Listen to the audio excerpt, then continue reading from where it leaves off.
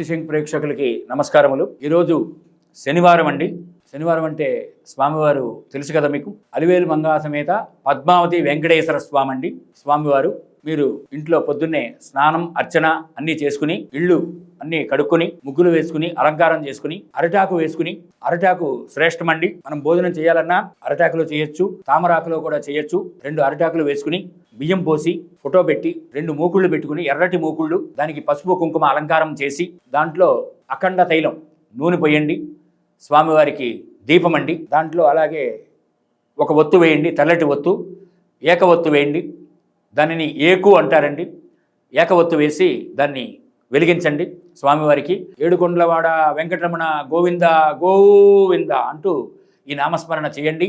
మీరు ఏ ఊళ్ళో ఉన్నా, ఏ క్షేత్రంలో ఉన్నా, ఎక్కడికి వెళ్ళినా ఈ నామం స్వామివారి చెవుల్లోకి వెళ్ళి మారుమోగి, మీరు ఏదైతే పనులు అనుకుంటున్నారో, ఉద్యోగ ప్రయత్నం కానీ, వివాహ ప్రయత్నం కానీ, తర్వాత ఇంకే కార్యక్రమాలైనా, ఫైనాన్షియల్ కానీ, రియల్ ఎస్టేట్ కానీ, ఏదైనా మీరు అనుకుంటున్నారో ఆ కార్యాలతో ముందుకు వెళతారు.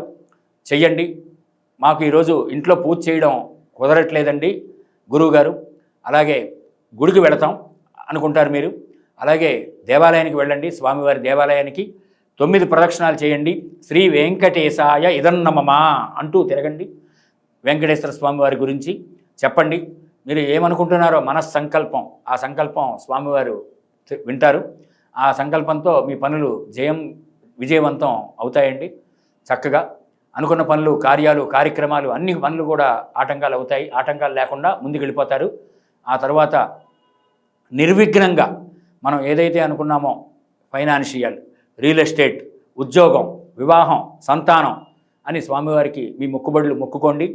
స్వామివారు చల్లని ఆశీస్సులు, ఉన్నత ఉద్యోగ శిఖరాభివృద్ధిరస్తు, సంపూర్ణ ఆరోగ్య సిద్ధిరస్తు, మహాలక్ష్మీ కటాక్ష సిద్ధిరస్తు. అలాగే మీకు అలివేలు మంగా సమేత పద్మావతి వెంకటేశ్వర స్వామి వారి చల్లని ఆశీస్సులు మీకు, మీ కుటుంబ సభ్యులందరికీ, మీ ఇంట్లో అందరికీ కూడా, అలాగే మీ ఇంట్లో అందరికీ కూడా మహాలక్ష్మీ కటాక్ష సిద్ధిరస్తు.